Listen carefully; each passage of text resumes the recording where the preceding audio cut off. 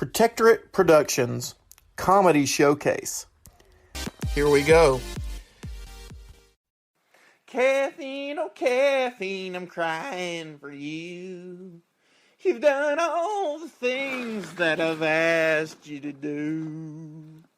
There's just one more thing I need before I'm through. Caffeine, oh caffeine, I'm crying for you. So anyway, we're just kind of... Hey, whoa. I'm sorry, but I gotta brag on you. Brag? Brag! Roy is the best guitar player the world has ever known. I'm not kidding. As a matter of fact, I'll prove it. You said any song. Any song. Okay. Roy says if you call out any song, he'll be able to play it. Wildwood Flower. I heard Wildwood Flower. Did anybody hear Wildwood Flower? All right, let's play that. That's good. Y'all remember what? Some of you know Wildwood Flower, right? See if this is it. Yeah, Roy. All right, I'm back there. All right.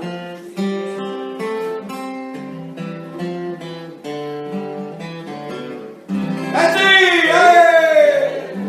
All right. I think we should do one more. Somebody out in the audience. Just one more. Orange Blossom Special. I heard Orange Blossom Special. I gotta tell you about Orange Blossom Special.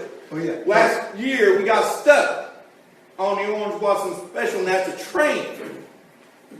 And so I wrote this song 3 years ago. Wait. We're going to get to the thing. Oh, there it is. All right. So last year we got stuck on the train, so I wrote this song 3 years ago. Wait, let me see. That's right. All right. I'll sing you a song about the Orange Blossom Special. It's a sad, sad song about the Orange Blossom Special. That's a good word. We had a flat on the Orange Blossom Special, and we thought we'd never get on the Orange Blossom Special. All right. He's done well, hasn't he? One more. No. Don't push it. Don't push it. That's fine. They're convinced. Well, if they're convinced about you, I can convince them about me. You know, folks, I am the best tub player anybody in this room has ever known. I don't. Are you kidding me? I could hardly hear what you was doing before. And I had to help you tune it up. Maybe you did, maybe you didn't, but I can prove what I say. No, about that. What do y'all think?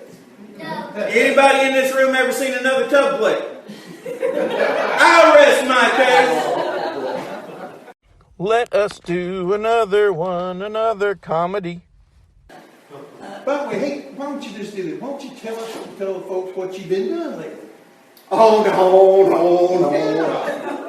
Tell them what you've been doing. I've been sleeping. Yeah. Why in the world you been sleeping? I gotta get my beauty rest. Well, that's true. Yeah, That's true. yeah. Yeah. What have you been doing? Well, I got me a new dating service. This is a Valentine banquet. And I got me a a big company, you know, and so I'm ready to start matching up people for dates. You want to No! Yeah. You want to date? I don't want to date you. I'm not talking about me. I'm talking about, did you want me to set you up with one of these pretty gals out here? Oh, they won't leave. I'm pretty sure of that. I can't even turn a page. But what about it? Yeah, I guess you kind of like that. I kind of like that. Yeah. Well, good. I'll tell you what you do. You fill out this piece of paper right here. Roy, What? can you do it? I don't write too good. You don't? Okay, I'll do it then. Let's see here. Get my pen out here. All right, let's see here. Name? You know my name. What? Okay, Clem Other. Yeah. What's your occupation? What's that? That's where you work. That's your job. Oh, my job. Yeah. Professional hillbilly. Hillbilly. Yes, sir. Matter of fact, I am so good at my job, I'm going to get rich at it. You being a There- hillbilly? they're going to put me in the movies. The movies? Some movies. All right, so occupation, let's see here. All right, let's see. Future movie star. Future movie stars, what you want to put on that Future movie paper. star, yeah. Now, I need your social security number. Now, why do you need that for? Well, because we got to know who you are. But you know who I am. Well, I know who you are, but whoever's looking at this here, when my company gets big and I'm not around, they got to know who you are. All right, well, Mama always told me never to give out my social security number, so I better write it down. Okay, all right. Here's a pen. All right. Let's see. 4, 7, 5, 9, 2, 1, 3, 5. Well, I guess it's time for our next segment. I'd like an Arnold Palmer, please. Ah, you wimpy man. Go ahead. Order your Arnold Palmer. Huh. But then, try Arnold Schwarzenegger. You'll be back. This is not a real product and is not actually endorsed by Arnold Schwarzenegger. Honey, this toilet paper is so soft. I know, but I need to warn you. Warn me? Ha! Ha! It's so luxurious. Yes, but you really shouldn't. Oh, yes, I should. Did you know that Noah's brand toilet paper is the world's first and only 22-ply toilet paper? Yes, dear, but it makes using the bathroom a breeze. That's true enough, as long as you don't... Oh, that's disgusting! Noah's brand toilet paper. So soft, so luxurious. Just don't flush, or there'll be another flood.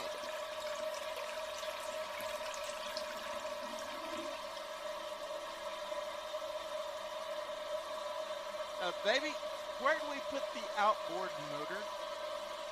Shut up! Shut up! And now, Professor Periwinkle with a point to ponder. They say Peter Piper picked a peck of pickled peppers, but you can't pick pickled peppers, you pickle peppers. So I postulate that it was pickling peppers Peter Piper picked. Well, we have a special guest today in studio. Professor Periwinkle will take your calls. Professor, it's great to have you here.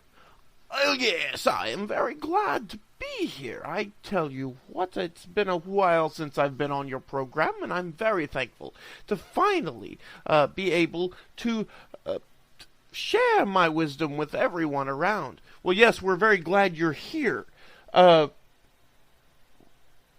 You're here, I believe, to take some calls? Oh, yes, absolutely. That's correct. Well, Professor Periwinkle is ready to take your calls. All right, we have a caller. Caller 1. We have caller 1. I believe she's a teacher from Unshoe Elementary School. Miss Donna Wadadu, what is your question? Yes. Yes, should I let this kid go to the bathroom? Is he doing a dance? Yes, he is. How skillful is he? Not bad, actually. Is his skin changing colors? Yes, he looks a bit greenish. It's probably best you let him go, then. I would. But he already did. Our third caller is our own Edward Motionale. Ed, what's up? Dude, I gotta ask, is the glass half full, or is it half empty, dude? That, my boy, is a very good question. The glass was indeed half full, but now it is completely empty, as I have drank the contents down to the last drop. Wow, Professor. Nice answers. Is there anything you don't know? You know, I'm not sure. Smiles are free. See footnote. Fast food is fun, but many times expensive. You want to eat out, and you want to eat fast. Then you're going to pay for it. I admit that some cost more than others, but it is, after all, cheaper to eat at home than to buy eating out all week. Why, I've seen my pockets drain so fast it's pitiful. How fast? Well, just the other day I opened my wallet and the cashier said, "Sir, that's all right. I already have your money." Why, it seems the only thing they offer for free is a smile. See footnote. Well, that's good, because after what you pay for what you get, you're going to need some cheering up. Now, a burger isn't so bad, unless you go to a top-notch place. But add the fast fries and fasty drink, and what do you have? That will be $7.95 at the first window, please. Shoot, no wonder they call the place Wendy's. Your money blows away faster than you can catch it. Well, at least the smiles are free. See footnote. Footnote. Smiles are free, but you still have to pay sales tax.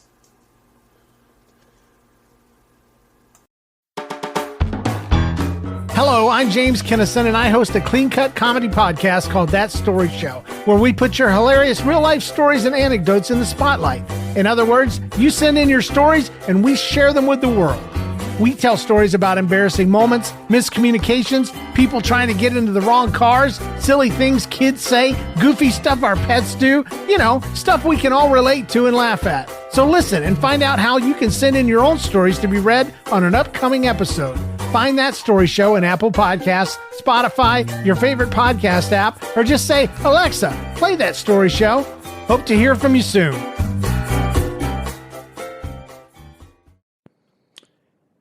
Here's something from Fred Passmore and John Lawhan from Sheaf Laughs Comedy. You can find that over at ChristianSkitScripts.com. Check this out. Well, I sometimes like to share material of my own on the show, so that's what I'm doing this week. We can't always tell what kind of burden others are bearing, and in our rush to accomplish our agendas, we can sometimes miss an opportunity to be an encouragement. Here's a prime example of that in a skit I wrote and produced called The Man with the Shellfish Heart. Sometimes people get into trouble. Sometimes they have a friend or loved one looking for them. And sometimes they're just lost. When somebody needs to be found, that's where I come in. My name is Wrigley.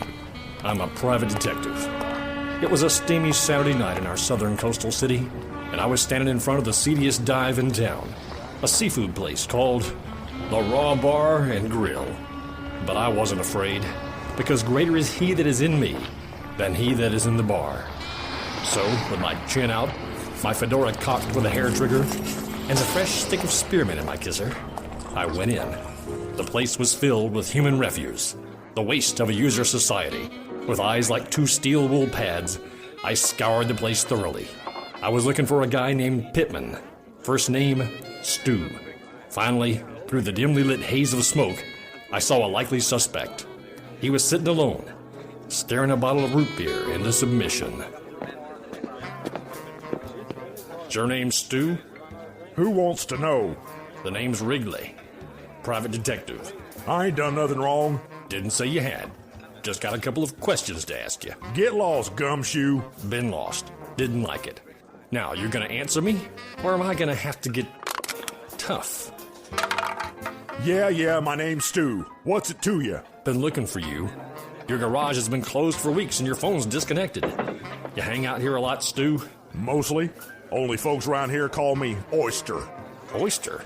Yeah, Oyster. Oyster Stew. According to my notes, Oyster, I think I might have made a mistake. The guy I'm looking for goes by the nickname of... And you know why they call me Oyster? 'Cause I like to be left alone. Well, then I'll leave you alone and look somewhere... I live a solitary life, just like an oyster, and I like it that way. Well, And, like an oyster, I have a hard, crusty shell. A shell to keep the world away, and to keep me away from the world. And I don't want to be bothered by anyone, and I don't need a friend. Okay, I'm hidden. But, like an oyster, hidden inside is a soft, vulnerable creature. A sensitive part, tender and gentle. All right, I'll leave you. But, like an oyster, I'm also slimy inside. Slimy and disgusting to look at in broad daylight. Too low to kick and too wet to step on.